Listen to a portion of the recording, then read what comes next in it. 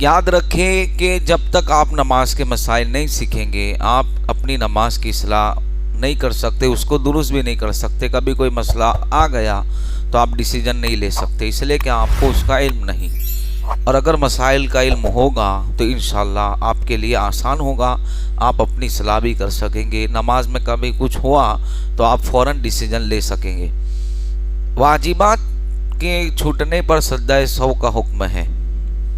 نماز کے جو فرض ہے ان کے چھوٹنے سے نماز نہیں ہوتی، لیکن واجب جو کہ فرض کے بعد دوسرا درجہ واجب کا ہے، فرض کے بعد دوسرا درجہ کس کا ہے؟ واجب کا ہے۔ تو یہ واجبات چونکہ نماز کے اندر بہت ضروری ہے، ان کے چھوٹنے پر یہ حکم ہے کہ سجدہ سہو کرنے سے نماز ہو جاتی ہے۔ یہ آسانی ہے ہمارے لیے۔ اگر کسی نے جان بوجھ کر واجب چھوڑا تو سجدہ سہو کرنے سے بھی نماز نہیں ہوگی، سجدہ سہو کرنے سے نماز، اور بھول سے چھوٹ گیا تو سجدہ سہو کرنے سے نماز ہو جائے گی۔ اس کی تعریف اور اس کے حوالے سے ہم نے بہت ساری باتیں بیان کی تھی۔ اب چند مسائل یاد رکھیں۔ اب مسجد میں آتے ہیں نماز پڑھنے کے لیے، نماز پڑھتے بھی ہیں، لیکن عجلت میں جلدی میں ایسا ہوتا ہے کہ ہم واجب کو چھوڑ کر نماز پڑھ لیتے ہیں اور یہ ہماری نماز ادھوری رہتی ہے۔ سرکار نے ایک موقع پر یہ حدیث پاک میں بیان فرمایا تھا کہ کچھ لوگ نمازیں پڑھیں گے پوری زندگی، 60 سال کا ذکر ہے حدیث پاک میں، لیکن ان کی نمازیں نہیں قبول ہوگی۔ اب یہ سرکار نے جو فرمایا پڑھیں گے اور نہیں ہوگی، تو مطلب کیا ہے؟ اس میں یہ ہے کہ ہماری نمازوں میں کمیاں ہوگی، ہمیں اس کا علم نہیں ہوگا، نہ مسائل نہ فرائض۔ بہت سے لوگ ایسے ہیں جن کو فرض نماز کتنے وہ نہیں خبر ہوتی، اور نہ واجبات تو 32-42 تک ہے۔ بہرحال اب دیکھو، قرآن پاک پڑھنے کے حوالے سے اور قرآن کی تلاوت کے حوالے سے تو جو واجبات تھے اور اس کے جو مسائل تھے سہو کے، وہ تو ہم نے ذکر کر دی۔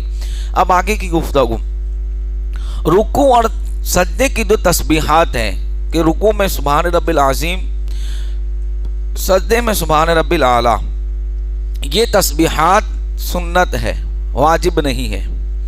اگر کسی شخص سے بھول سے رکوع کے اندر سجدے کی تسبیح پڑھ دی، یعنی سبحان رب العظیم کی جگہ سبحان رب العالی پڑھ دیا، سجدے کی جگہ اس نے رکوع کی تسبیح پڑھ دی، سجدے کی تسبیح کی جگہ سبحان رب العظیم پڑھ دیا سجدے میں، تو اس صورت میں نماز ہو جائے گی، سجدہ سہو کی حاجت نہیں ہے۔ وجہ اس لیے کہ یہ واجبات نماز میں سے نہیں ہے۔ واجبات نماز ترک ہونے پر وہ بھی غلطی سے تو سجدہ سہو واجب ہے، اور رکوع اور سجدے کی جو تسبیح ہے وہ واجب نہیں ہے۔ اس لیے اگر کسی نے چینج کر دی پوری تسبیح، رکوع کی تسبیح سجدے میں پڑھ دی، سجدے کی تسبیح رکوع میں پڑھ دی، تو سجدہ سہو واجب نہیں ہوگا۔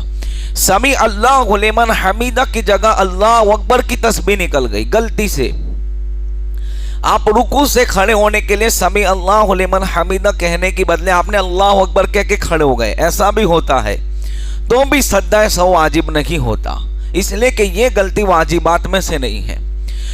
نماز کے اندر جو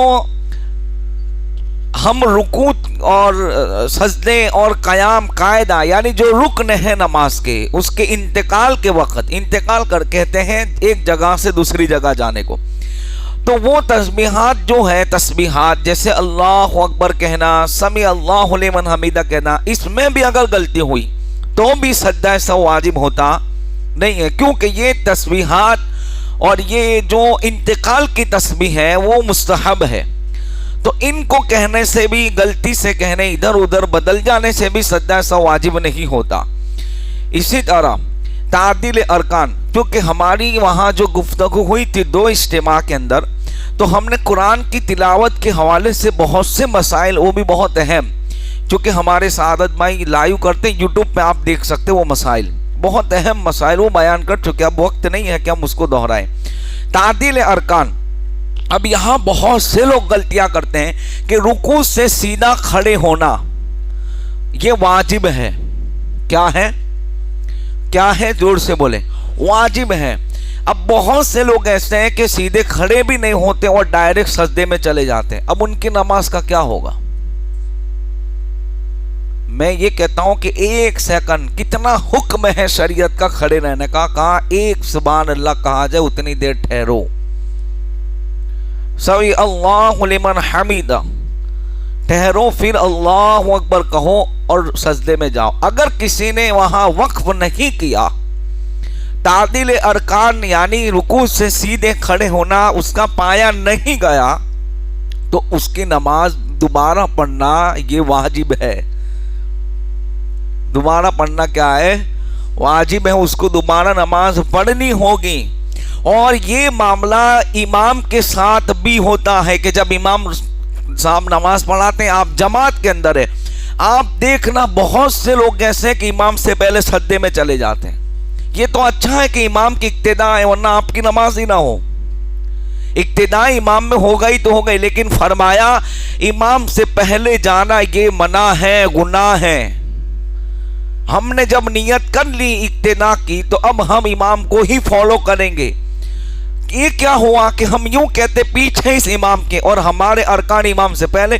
بہت سے لوگ ایسے بار بار میں نے اپنی مسجد میں بھی سمجھایا کہ بھئی امام سے پہلے سجدے میں نہ جاؤ، لیکن لوگ نہیں سنتے، چلے جاتے.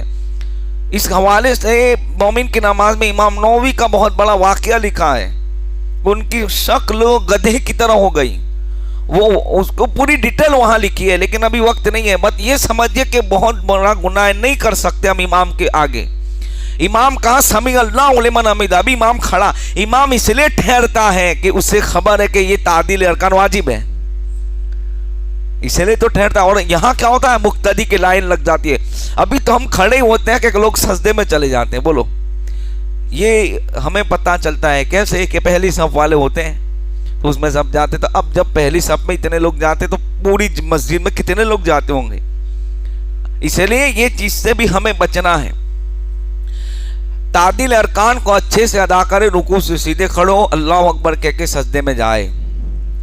سجدے کے اندر ایک خاص مسئلہ، بس یہ آخری، پھر انشاءاللہ ہم نے اس اجتماع میں آگے کے مسائل بیان کریں گے، کہ پاؤں کی جو زمین پاؤں ہے، جو پاؤں اس کا پیٹ کی جو انگلیاں ہیں، مطلب پیٹ آپ نہیں سمجھیں گے، اس کو یوں سمجھیے کہ تلوے سے جو جوائنٹ ہے انگلیوں کا حصہ، تلوا جو ہے نا، تلوا اس سے جو جوائنٹ ہے انگلیوں کا حصہ، وہ پورا 10 انگلی کا لگنا یہ سنت ہے.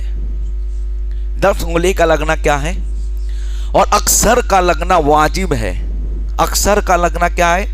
مطلب یوں سمجھیے کہ 10 میں سے 6 کا تو ضروری ہے، اکثر اسے کہیں گے، ورنہ 5 کہیں گے تو 50-50 ہو جائے گا.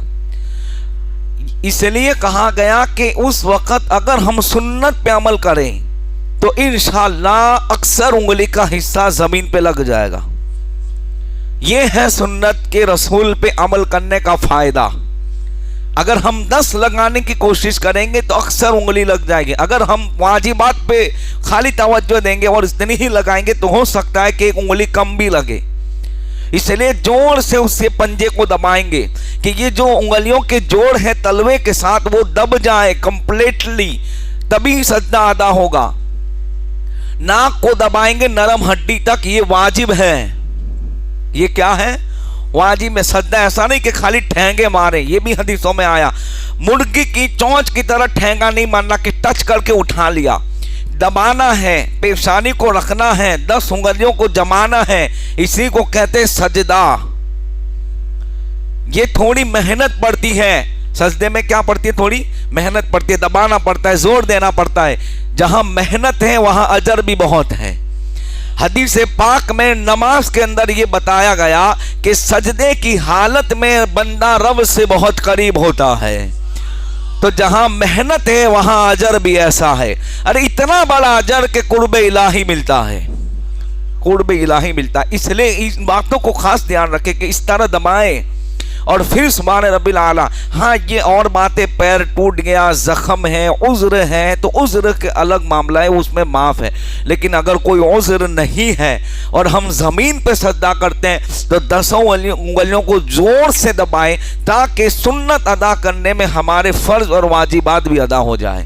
اور اس میں 3 مرتبہ سبحان ربی الاعلیٰ کہیں، 5 بار کہیں، 7 بار کہیں، 1 بار بھی اگر کسی نے کہا تو بھی فرض اور واجب ادا ہو جائے گا۔ لیکن فرماتے ہیں سنت کو چھوڑنا نماز کے ثواب میں کمی لاتا ہے، جان بوجھ کر چھوڑنے سے، اس لیے پوری ان 3 کو تسبیح کو پڑھیں۔ انشاءاللہ مزید مسائل ہم آنے والے اجتماع میں بیان کریں گے۔ السلام علیکم ورحمۃ اللہ۔